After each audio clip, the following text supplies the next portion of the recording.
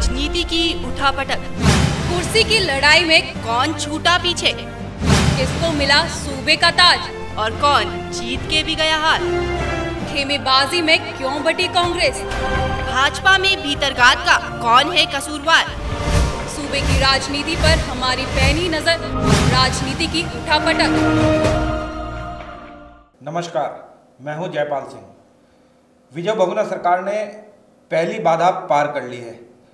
विधानसभा में लेखानुदान प्रस्ताव पर जैसी ही सदन की मोहर लगी, ये स्पष्ट देखने को मिल गया कि इस सरकार को सदन में बहुमत हासिल है। भारतीय जनता पार्टी ने जब लेखानुदान पेश किया गया तो उसमें भाग न लेकर उसका वॉकआउट किया। आखिर क्यों हुआ ये सब, इसको जानने के लिए आज हमारे साथ स्टूडियो में मौजूद है भारतीय जनता पार्टी के युवा और तेज तर्रार विधायक खटीमा से श्री पुष्कर सिंह धामी जी। पुष्कर सिंह धामी जी, बहुत बहुत स्वागत। बहुत धन्यवाद आपका। और हरिद्वार ग्रामीण से श्री स्वामी यतीश्वरानंद जी। स्वामी जी, बहुत बहुत स्वागत है आपका। जयपाल जी नमस्कार, आपका धन्यवाद। पुष्कर जी, आपसे आता हूँ। आखिर भारतीय जनता पार्टी ने ये सदन में जब लेखानुदान प्रस्ताव पेश हुआ तो उसमें भाग क्यों नहीं लिया, वॉकआउट की स्थिति क्यों पैदा करी? देखिए, हम लगातार पिछले पहले दिन से, जिस दिन से सदन की कार्रवाई शुरू हुई है, हमारी एक ही मांग थी कि इस सरकार को सदन के अंदर अपना बहुमत साबित करना चाहिए। और बहुमत माननीय मुख्यमंत्री जी को, चूँकि जब उन्होंने अपना एक निर्दलियों के साथ, उनके साथ मिलकर गठजोड़ करके जो उन्होंने एक समर्थन का पत्र महामहिम जी को दिया है, तो हमारी मांग थी कि वो पहले फ्लोर पर अपना बहुमत सिद्ध करें। उसके बाद जो भी हमारी जो कार्रवाई है सदन की, विधानसभा की, वो आगे बढ़ाएं। और हम सब लोग यह भी जानते हैं अच्छी तरह से कि यह सदन बहुत महत्वपूर्ण है। इसकी अपनी एक गरिमा होती है, इसके अंदर बहुत सारी योजनाएं बनाने का काम होता है, पूरे विकास के कार्यों की समीक्षा होती है, पूरे प्रदेश के बारे में रोज़ हमारा नया नया नियोजन और प्रायोजन इसके अंदर बनता है। लेकिन हमें लगता है कि सरकार का पहले दिन से ही ऐसा मत था, ऐसा जो सरकार चलाने के लिए आए हुए हैं, जो उनको मनोनीत किया गया है, वो सब पहले दिन से ये मानकर चल रहे हैं कि किसी न किसी तरीके से इन के इन बहुमत तक पहुंचा जाए। उसके 2-3 प्रमाण हैं।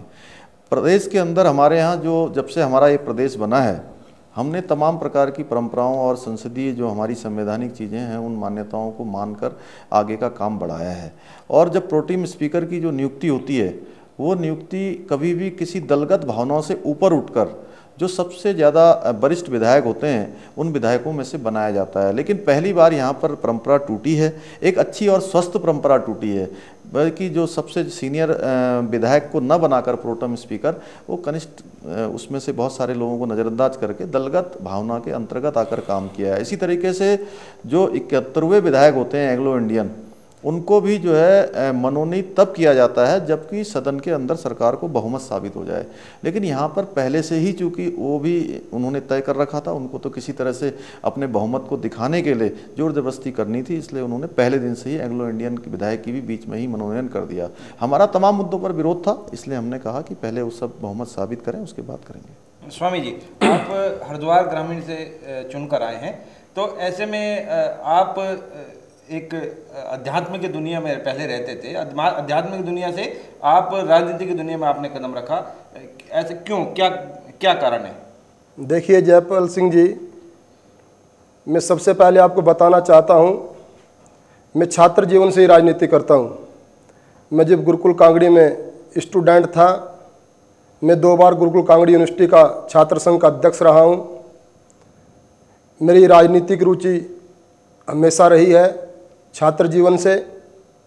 और फिर मैंने सोचा कि सेवा का एक बहुत अच्छा तरीका राजनीति भी हो सकता है और अच्छे लोगों को राजनीति में जरूर आना चाहिए, क्योंकि हमारे शास्त्र कहते हैं यथा राजा तथा प्रजा।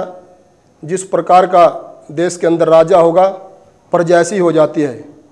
मैं राजनीति के द्वारा समाज की सेवा करना चाहता हूँ, मैं इसलिए राजनीति में आया हूँ। पुष्कर जी, आपसे बात करें तो भारतीय जनता पार्टी में भी सब कुछ व्यवस्थित नहीं दिख रहा है। अभी तक आप लोगों ने अपना नेता सदन भी तय नहीं किया है, नेता प्रतिपक्ष का मामला भी सुलटा नहीं है। तो ऐसे में ये जो छोटे छोटे मुद्दों की तरफ आप जो है ध्यान डाइवर्ट कर रहे हैं, ऐसा भी एक मत जो है लगातार चल रहा है। देखिए, कॉन्स्टिट्यूशन में कहीं ऐसा नहीं है कि नेता प्रतिपक्ष के बिना सदन नहीं चल सकता, पहली बात। और उसके अलावा जो दूसरी चीज़ वह यह है कि हमारे यहाँ नेता प्रतिपक्ष या किसी भी अन्य पद की कोई लड़ाई नहीं है। आपके सामने आपने तमाम लोगों से हमारे मिले होंगे, तमाम नेताओं से मिले होंगे, क्या किसी ने अभी एक भी व्यक्ति ने ऐसा कहा कि मैं नेता प्रतिपक्ष का दावेदार हूँ या मुझे नेता प्रतिपक्ष बनाया जाना चाहिए? हम लोगों ने एक लाइन का, जिस दिन हम लोगों की मतगणना समाप्त हुई थी, हम लोगों को निर्वाचन का सर्टिफिकेट मिला था, उसी दिन हमने 31 के 31 विधायकों ने यहाँ पर भारतीय जनता पार्टी के हमारे प्रदेश कार्यालय पर मीटिंग हुई थी, बैठक हुई थी। माननीय राजनाथ सिंह जी, माननीय अनंत कुमार जी, माननीय धर्मेंद्र प्रधान जी और हमारे सभी वरिष्ठ नेता वहाँ पर थे। उनके सामने एक लाइन का सर्वसम्मत हमारे यहाँ एक निर्णय हुआ था, एक प्रस्ताव पारित करके हम लोगों ने भेज दिया कि हाईकमान जिसको चाहे वो नेता बनाकर हमारे यहाँ भेज दें, हम सब उसको स्वीकार कर लेंगे। हमारे यहाँ बहुत सारे लोग हैं, सारे वरिष्ठ लोग हैं, छोटे लोग हैं, नए लोग भी जो आए हुए हैं, वो सब के सब इतने योग्य और अनुभवी हैं कि किसी को भी, जिसको भी जिम्मेदारी दी जाएगी वो बहुत बढ़िया करेगा। और हम लोगों ने प्रतिपक्ष का काम बहुत अच्छे तरीके से किया है। आज तो मैं मानता हूँ कि हम 11 के 11, हम 31 के 31 जितने भी लोग हैं वो सब के सब नेता प्रतिपक्ष की तरह अपनी भूमिका का निर्वाह कर रहे हैं। स्वामी जी, आप पर आता हूँ। अध्यात्म की दुनिया राजनीति की दुनिया से किस तरह अलग है? आप चूंकि अभी नवनिर्वाचित, लिहाजा मैं आपसे केवल अध्यात्म और राजनीति का मिश्रण के बारे में इसीलिए पूछना चाह रहा हूं कि आपको क्या अनोखा लग रहा है, क्या अलग है दोनों में? जयपाल जी, मुझे तो कुछ अनोखा यहाँ कोई देखने को मिला नहीं है, क्योंकि मैंने पहले भी आपको कहा, मैं इस राजनीतिक दुनिया में शुरू से ही घुला मिला रहा हूँ और तमाम राजनीतिक लोगों से मेरे संबंध रहे हैं। मैं लगभग 15-20 साल से भारतीय जनता पार्टी के एक निष्ठावान कार्यकर्ता के रूप में काम कर रहा हूं। मेरी पार्टी ने मुझ पर विश्वास किया, मुझे हरिद्वार ग्रामीण से विधानसभा का प्रत्याशी बनाया। उन्होंने मेरे अंदर को इस प्रकार की क्षमता देखी होगी कि वहां से विधानसभा की सीट निकाल सकता है। और मेरा हमेशा से, क्योंकि पूजा पाठ का समय तो सुबह 1-2 घंटा में करता हूँ, उसके बाद उस पूजा पाठ से हमें यही संदेश मिलता है कि जैसा कि हमारे यहाँ कहा, नर सेवा ही नारायण की सेवा है। मैं समझता हूँ ये भी एक तरह की पूजा ही है कि हम गरीब लोगों की सेवा करें, दीन दुखियों के हक उनको दिलवाएं। मैं समझता हूँ ये भी एक बहुत अच्छी पूजा ईश्वर की है। आप ही पे आता हूँ मैं दोबारा। एक आम धारणा है कि अब जो साधुत्व है, साधुत्व और राजनीति, इसका एक अलग घालमेल पैदा हो गया है। एक जो साधु समाज में भी नेता बनने की होड़ एक जो है शुरू हो चुकी है। आप भी एक उदाहरण है। आप संत समाज से रहे, बावजूद उसके आपके पृष्ठभूमि चाहे राजनीतिक रही हो, आप संत समाज से रहे, लेकिन आज आप एक राजनीति के तौर से, एक राजनीतिक व्यक्तित्व के तौर से आज विधानसभा में विराजमान है। नहीं, तो आप इसको ये नहीं कह सकते कि संतों में भी एक राजनीति की होड़ लग गई है। मैंने आपसे कहा, क्योंकि मेरी स्टूडेंट लाइफ से ही राजनीति की इच्छा रही है, मैं छात्र संघ का अध्यक्ष रहा हूँ। आप इसको ये नहीं कह सकते कि आज संतों में भी राजनीति की होड़ लग गई है, ये बिल्कुल नहीं है।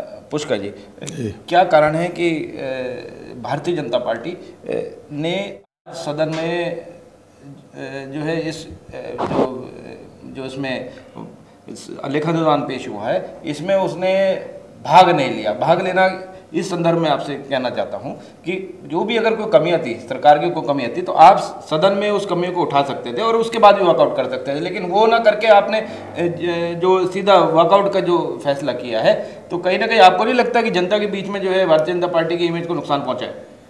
नहीं, देखिए ऐसा है कि एक तो मैंने पहले ही कहा कि केवल विरोध के लिए विरोध करना हमारा उद्देश्य नहीं है कि हम विरोध में हैं, हमारी एक सीट उनसे कम है तो हम केवल इसलिए विरोध नहीं कर रहे हैं कि हमें नहीं, हम सत्ता के लिए इतने लालायित हैं। ये भी आपको मैं बता देना चाहता हूँ, क्योंकि अगर ऐसा होता तो हम लोग पहले दिन से डे 1 से जोड़ तोड़ शुरू करते। हम लोग भी सरकार बनाने के लिए अपनी चीज़ों को तोड़ मरोड़ सकते थे, निर्दलियों को हम लोग भी अपने समर्थन में ला सकते थे, अन्य लोगों से भी बात कर सकते थे। वो काम हम लोगों ने नहीं किया और हमारी पहले दिन से मांग है कि इस सरकार को सदन में बहुमत साबित करना चाहिए। और हमारी जो 26 तारीख से विधानसभा का ये सत्र प्रारंभ हुआ है, उसी दिन से हम पहले दिन से मांग कर रहे हैं, अगर उनके पास बहुमत है तो उनको साबित करना चाहिए। फ्लोर पर आखिर करने में उनको इतनी दिक्कत क्यों है? इसका मतलब कहीं ना कहीं ऐसा जरूर है जिसके कारण से वो भयभीत हैं। वो मैंने पहले ही कहा कि कांग्रेस और कांग्रेस के साथ जो लोग भी अभी जिनका समर्थन दिख रहा है वो एक भानुमति का कुनबा बना हुआ है, वो कुनबा कभी भी बिखर सकता है, इसलिए उनको भय है, इसलिए वो इस प्रकार की चीज़ों को कर रहे हैं कि भारतीय जनता पार्टी, हमारी एक मांग थी, हमारी वो एक मांग मान लेते, हम सदन की पूरी कार्रवाई में भाग लेकर लेखानुदान से लेकर जितनी भी और भी जो हमारी वो थी विधानसभा की कार्रवाई थी सब में हम भाग लेते, हमारा कोई इतना बड़ा इशू नहीं था। एक लेते हैं छोटा सा ब्रेक। बहुत सारे ज्वलंत प्रश्न हैं जिसके उत्तर आने अभी बाकी हैं। स्वामी जी को अभी थोड़ी जल्दी है, स्वामी जी जो है अभी ये हमारे स्टूडियो का मंच छोड़ के जाने वाले हैं। स्वामी जी आपका बहुत बहुत धन्यवाद, आप हमारे स्टूडियो में आए। कुछ और भारतीय जनता पार्टी के युवा विधायक इस चर्चा में हिस्सा लेंगे, लेकिन एक छोटे से ब्रेक के बाद। राजनीति की उठापटक, कुर्सी की लड़ाई में कौन छूटा पीछे, किसको मिला सूबे का ताज और कौन जीत के भी गया हार, खेमेबाजी में क्यों बटी कांग्रेस, भाजपा में भीतरघात का कौन है कसूरवार, सूबे की राजनीति पर हमारी पैनी नजर, राजनीति की उठापटक।